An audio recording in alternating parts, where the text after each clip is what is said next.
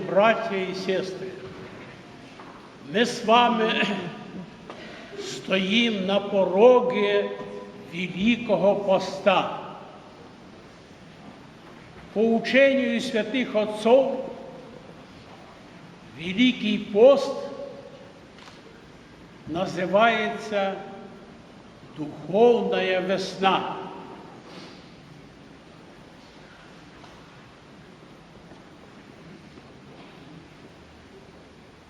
Тогда, когда мы видим на природе весной, все очищается, растет, цветет, красуется.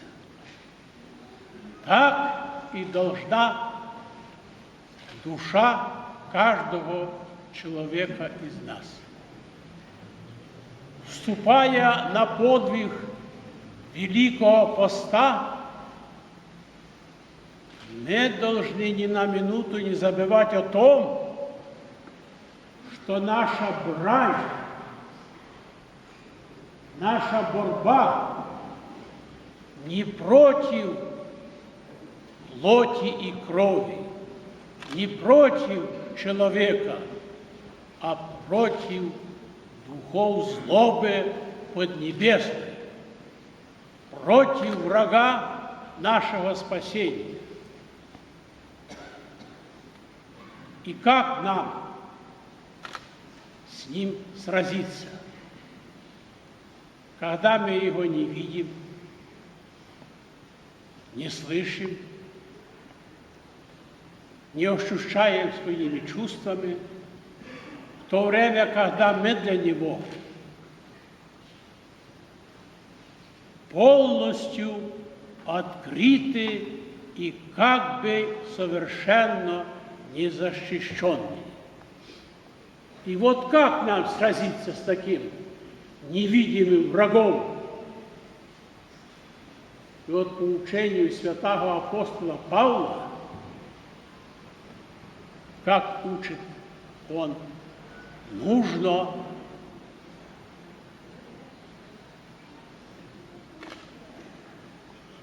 смиренной, очищенной, спокойной душой.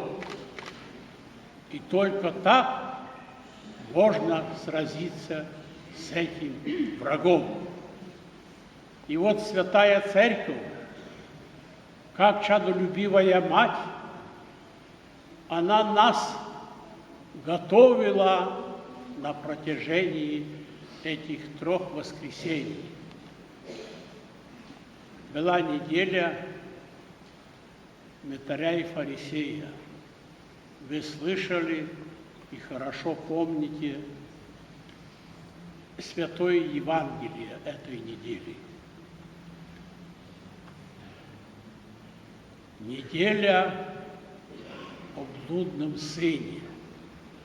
Вы также все слышали евангельское повествование. И вот сегодня называется неделя о страшном суде. И мы тоже сегодня слушали Святое Евангелие, где там прямо-таки с страниц Евангелия говорится: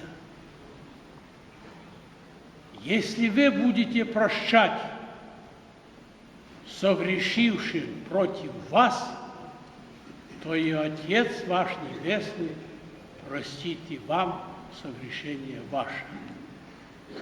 Если вы не будете прощать ближним своим, согрешившим против вас, то и Отец ваш Небесный не простит и вам согрешений ваших.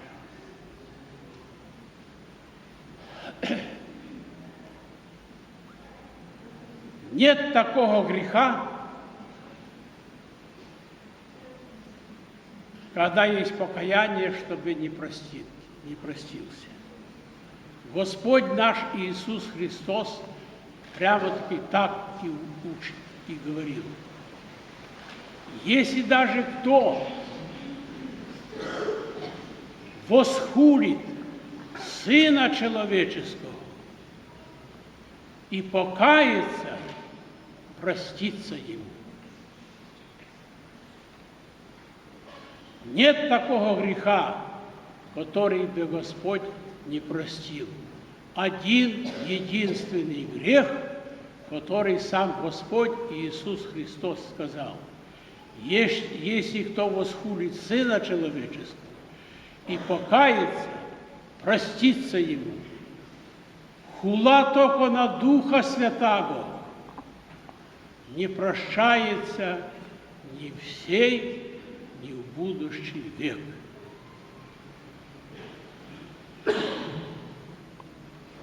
И вот мы с вами собрались сегодня в этот храм поистину для того, чтобы хорошо проверить свою душу и простить всем, кто против нас согрешил.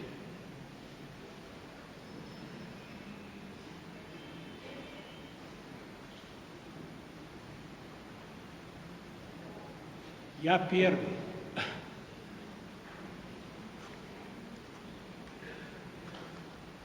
стою на этом высоком церковном свечнице, облечен благодатью священства.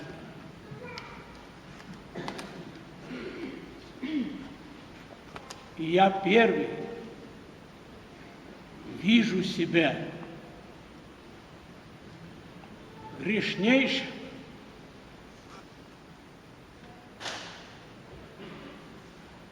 всех человек.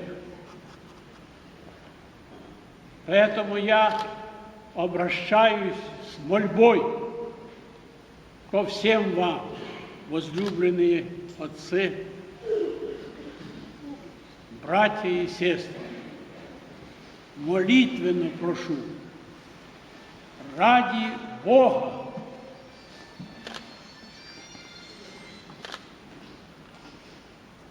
ради нашего вечного спасения, простите меня грешного. Бог простите, помилуйте сьогодні. Бог благодатью Своей да простит и помилует всех нас.